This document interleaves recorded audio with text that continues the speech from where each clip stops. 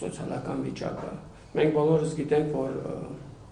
արցախցիների բռնի տեղահանումից հետո Հայաստանի կառավարությունը ամբողջությամբ իր վրա է վերցրել սոցիալական ամբողջ բեռը եւ մեկ ցուցիչի մասին կուզեմ ձեզ նշել, որ մինչ օրս բնակարանային ծրագրում 2000 ընտանիքների շեմը չի հաղթահարվել, ինչը եւս մեկ անգամ փաստում է, որ այդ ծրագիրը չի աշխատում։ Ես դիտեցի տարվա վերջի կառավարության նիստը, երբ որ նորանշանակ նախարարը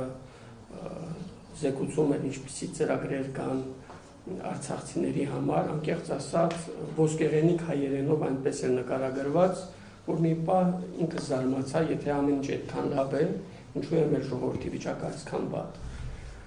Իրականում խնդիրն այն է, որ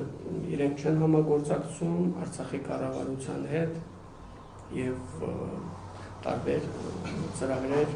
կարելի ասել բաստողնված վիճակում են հայտնվել։ Ընդ որում կարևոր եմ համարում, որ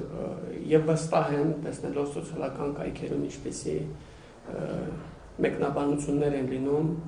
մեր հայրենակիցները պետք է հասկանան եւ վստահ են հասկանում են, որ այսպիսի ծրագրով հնարավոր չէ ամբողջ արցախցիների սոցիալական խնդիրները լուծել։ Ինքս գիտակցել եմ, որ քննադատության արժանանալու եմ եւ պատրաստ եմ առողջ քննադատության, պատրաստ եմ ցանկացած ձևաչափով հանդիպել, քննարկել։ Կատարել ենք նման աշխատանք, հետագայում եւս այլ ծրագրեր ենք փորձելու կյանքի կոչենք։ Կարող եմ միայն շեշտել, որ ժամանակին արցախցիները դիմում էին ինձ, որ պետք է դիմել արցախցի գործարարներին, սա դարձել էր հանրային պահանջ, կարող եմ ասել, տասնյակ հանդիպումների ժամանակ արցախցիներ ինձ կոչ էին անում դիմել անձանց, ովքեր Արցախում առավել քան հայտնի էին։ Դիմել եմ Վիտալի Բալասանյանին, Արման Հակոբյանյանին, Բեկլարյան Բարսեղին, Հակոբ Հակոբյանին, Կամո Աղաջանյանի հետ չեմ կարողացել կապ հաստատել, կարծում եմ հետագայում այդ առիթը կունենամ։ Հանդիպել եմ Արտուր Աղաբեկյանի հետ, Կոմիտաս Կարապետյանի եւ շարունակելու ենք այս ցանկը, երկար կարելի է թվարկել, ամեն դեպքում եւս նշեմ անուններ, որ տասնյակ հանդիպումների ժամանակ լսել եմ արցախցիներից, խոսքը Արտուր Պետրոսյանի մասին է, Վարդան Բալայանի, Անդրանիկ Խաչատրյանի, Միքայել Աթայանի, Վազգեն Միքայելյանի, Արշավիր Ղարամանյանի, Մովսես Հակոբյանի, Իվան Ավանեսյանի եւ այս ցանկը կարելի է երկար թվարկել։ Արցախցիները դիմում են մեզ այն ակնկալիքով, որ այս մարդիկ կարող են իրենց օգնել եւ իմ խնդրանքս է որպես Արցախի պետական նախարար խնդրանքով կոչով դիմում եմ աջակցեն, պարտադիր չէ իհարկե բարեգործական հիմնադրամին նվիրատվություն կատարվի, կարող են նաև իրենք իրենց ձեռքով մեր հայրենակիցներին օգնել։ Անկեղծ ասած, այս ցանկից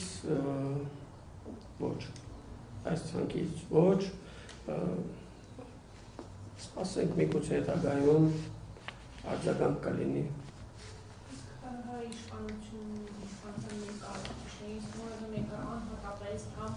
Այն գործարարները, ովքեր այս կամ այն առնչությամբ իրենց հետ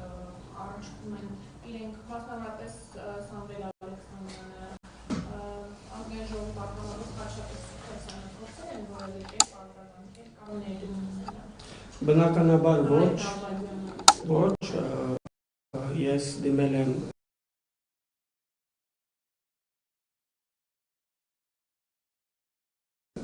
կազմակերպությունների 17 բանկի եւ նաեւ 4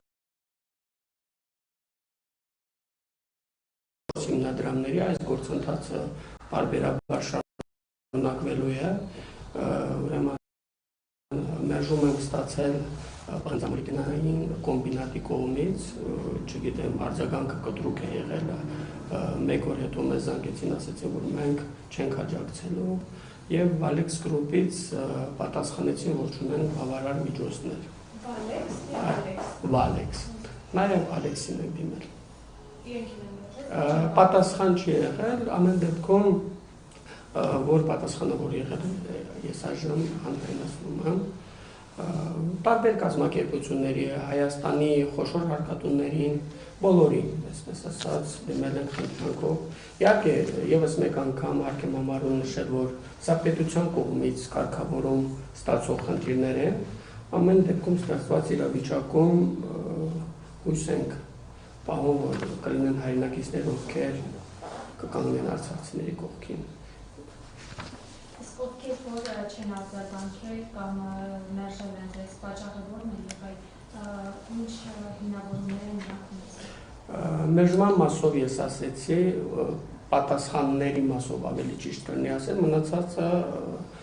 պատասխան դեռ չի եղել, նկատի ունեմ եւ արցախցի գործարարներին, մինչ օրս չեն պատասխանել։ Պարոն Իսկանդարյան, նաև այս օրերին արցախցիները չգիտեն իրենց